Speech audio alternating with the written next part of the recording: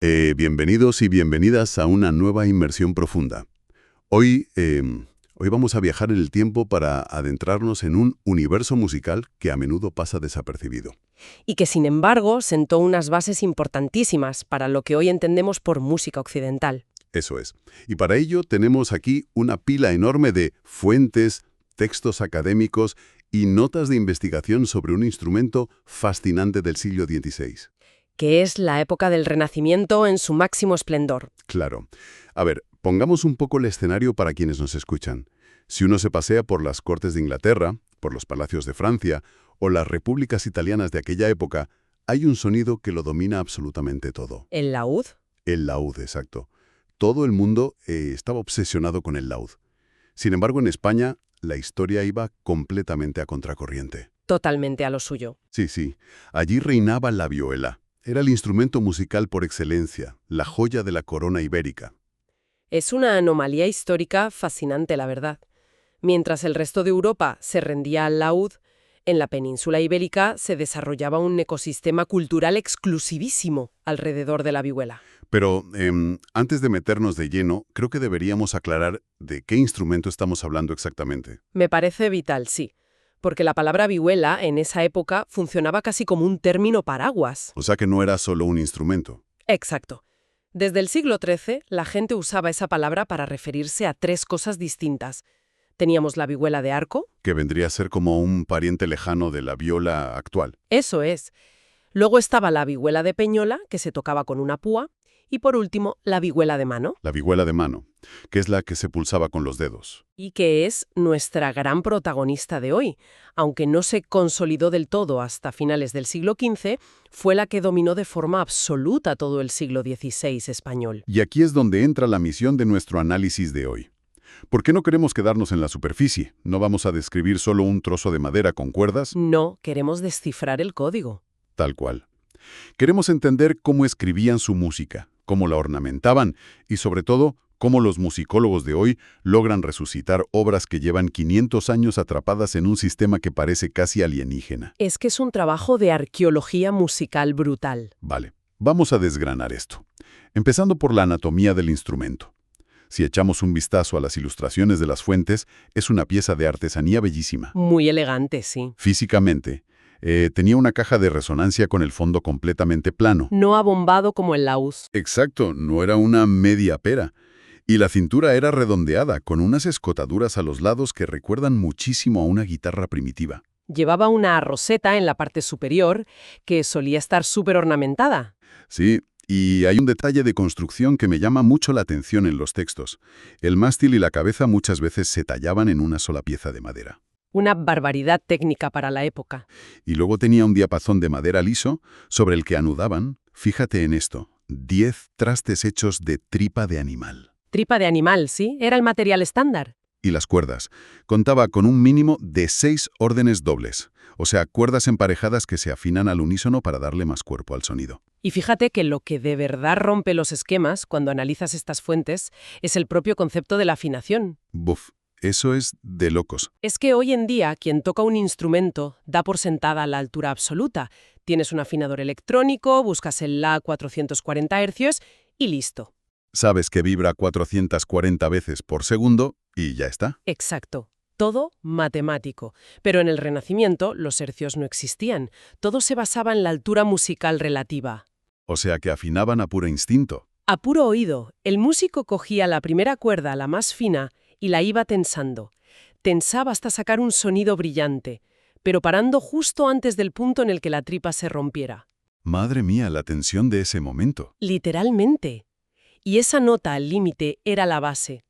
A partir de ahí afinaban el resto de cuerdas, manteniendo unos intervalos muy específicos. Y las fuentes dicen que lo más normal era que esa nota base cayera cerca de un sol, pero si acompañaban a un cantante grave o usaban una vihuela más grande, afinaban en re, en mi o en la, sin problema. Porque lo importante no era la nota, era la distancia entre las cuerdas, la relación geométrica. Y los teóricos de la época, como Juan Bermudo o Luis de Milán, lo dejaron muy claro. Era una relación matemática estricta.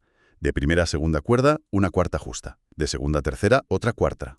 Y de tercera a cuarta metían una tercera mayor. Eso es. Y luego, cuarta justa y cuarta justa. Para quienes nos escuchan y toquen un poco, la analogía perfecta es una guitarra actual. Sí, es la forma más fácil de visualizarlo. Una guitarra normal tiene las cuerdas al aire en mi, si, sol, re, la y mi. Pues si coges la tercera cuerda, la de sol, y la bajas medio tono a un fa sostenido, Magia. magia, tienes la afinación de una vihuela renacentista. Resulta que es la misma estructura y la misma afinación que el laúd renacentista europeo. Y ese detalle es fundamental, porque significaba que un vihuelista español podía coger cualquier partitura de laúd italiano o francés y tocarla directamente sin tener que adaptar nada. Compatibilidad total en el siglo XVI. Tal cual. Y hablando de partituras y de música, el repertorio es otro mundo. Los vihuelistas se nutrían de las danzas y del marco armónico medieval. Pero no se limitaron a copiar, innovaron muchísimo. Revolucionaron la técnica de la variación y la canción acompañada. Pasaron de usar el instrumento como un simple fondo de acordes a tejer melodías que dialogaban con la voz. Y hay que recordar que esta gente era la élite. Eran músicos profesionales al servicio de casas reales y de la aristocracia, salvo alguna excepción como Diego Pisador. Sí, Pisador iba un poco por libre. Y aquí hay un contraste geográfico que me parece revelador. Si comparamos Italia y España, Son el día y la noche. en Italia se publicaban muchísimas danzas, fantasías sencillas llamadas ricercares, intabulaciones de madrigales, música muy terrenal. Sí, más accesible, más para divertirse. Pero en España, madre mía, el estilo era denso, austeros, un contrapunto abrumador, se centraban en misas y motetes religiosos españoles, casi no hay música de danza publicada. Lo cual puede deberse a la austeridad de la corte española de la época, o simplemente a que la danza se improvisaba y no veían necesario gastar papel en imprimirla. Claro, el papel era carísimo, y para tocar esa música tan densa necesitaban un sonido especial. El famoso toque de yema. Eso es, en lugar de pulsar con la uña para buscar volumen, usaban solo la yema del dedo. Buscaban un timbre muy dulce y expresivo. Era vital para que las distintas voces de la polifonía se entendieran bien sin pisarse unas a otras. Un sonido dulce, sí, pero que luego recargaban con una cantidad de adornos espectacular. Tenían una obsesión absoluta por la ornamentación. Es que rompieron con el modelo vocal de improvisación y empezaron a meter glosados por todas partes, cascadas de notas rapidísimas, trinos, mordentes. Con la regla estricta de que el adorno debía comenzar con la nota principal para ser consonante en el tiempo fuerte. Y el dato curioso de las fuentes que me encanta es que usaban tanta ornamentación que el pobre Juan Bermudo escribía quejándose amargamente de que abusaban y destrozaban la música. Era un drama en la época, sí. Hasta Diego Ortiz tuvo que publicar métodos enseñando a ornamentar con un poco de gusto. Hay que poner límites a los músicos, claro que sí. Y aquí es donde se pone realmente interesante, porque de todo ese talento, de unos 130 violistas de primer nivel que había en España, Una auténtica barbaridad de músicos profesionales. pues solo 7 publicaron libros que hayan sobrevivido hasta hoy.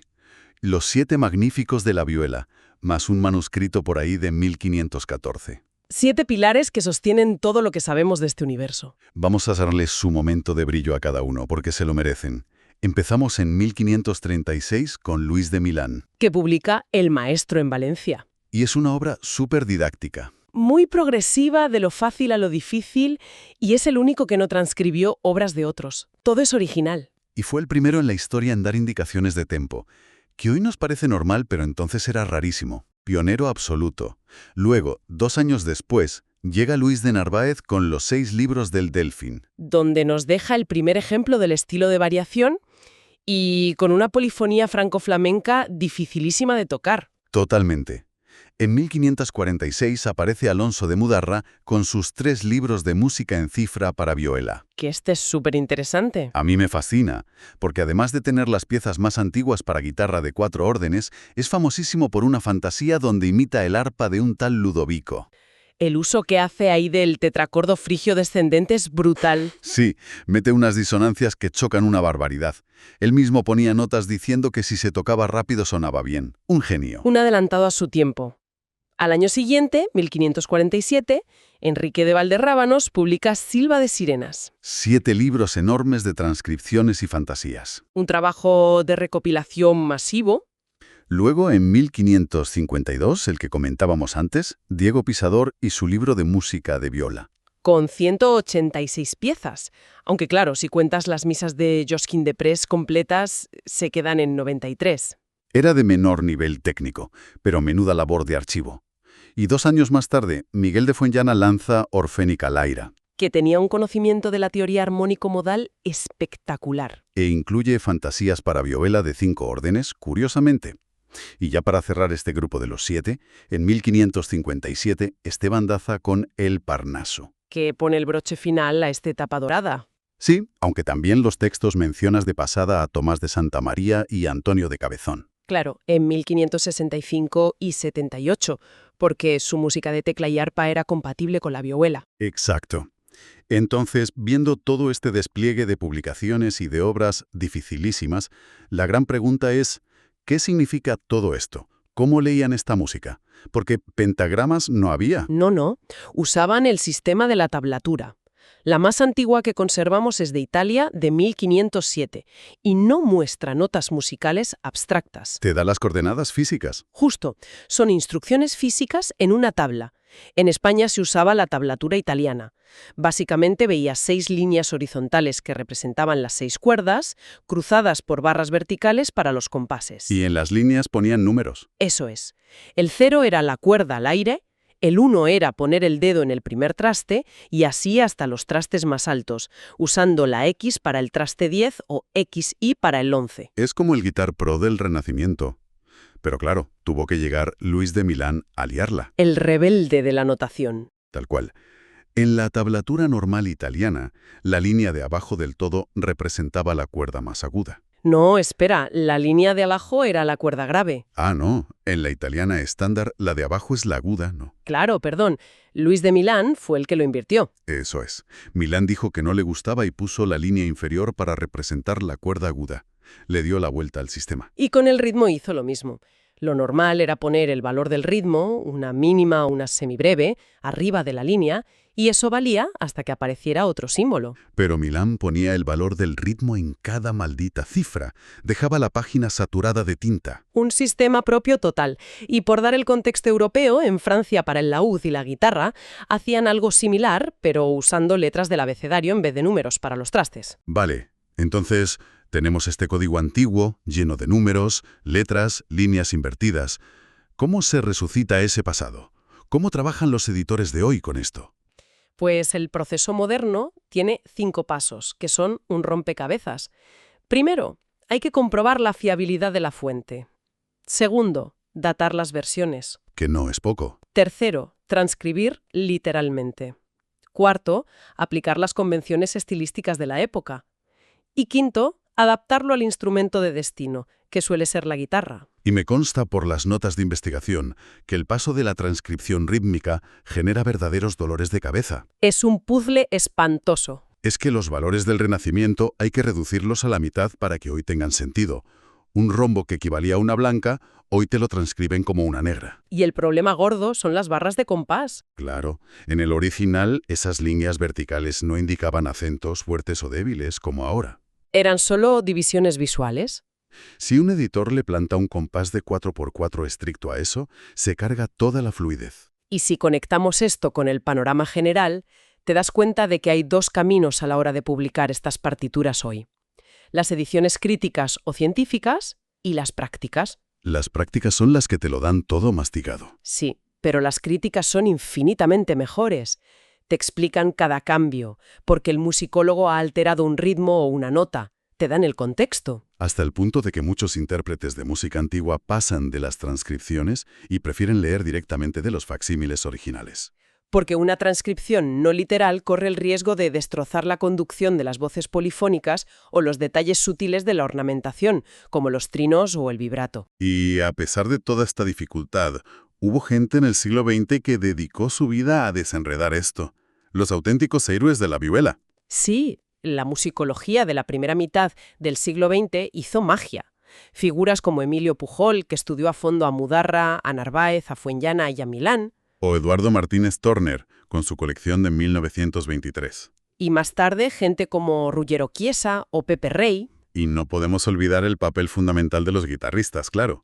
Andrés Segovia, Miguel Llobet, Francisco Tárrega. Ellos cogieron este repertorio, lo adaptaron y consiguieron consolidar la guitarra clásica moderna tal y como la conocemos hoy a partir de la vihuela.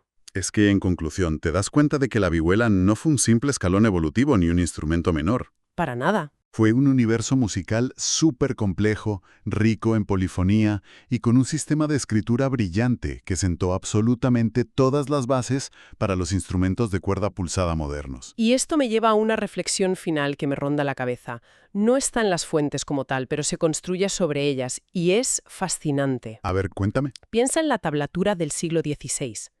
Líneas que representan un instrumento físico y números que representan posiciones exactas de los dedos en un momento temporal, en lugar de notas abstractas flotando en un pentograma. Sí. Conceptualmente es idéntico al sistema MIDI o al piano roll que usan los productores de música digital y electrónica hoy en día en sus ordenadores.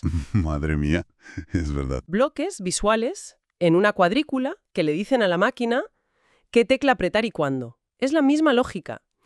Y esto nos hace preguntarnos, ¿tendrán los musicólogos de dentro de 500 años que hacer ediciones críticas de nuestros archivos digitales? ¡Qué locura!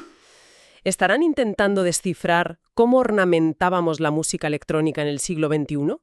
Debatiendo acaloradamente, tal y como hacemos nosotros hoy con los libros de Luis de Milán o Alonso de Mudarra. Es un pensamiento provocador brutal para cerrar. La historia siempre rima. En fin, muchísimas gracias por tu tiempo en esta exploración detallada, ha sido un placer inmenso. Y a quienes nos escuchan, gracias por acompañarnos. Ojalá esto os anime a seguir sintiendo curiosidad por estos rincones de la historia musical. Hasta la próxima.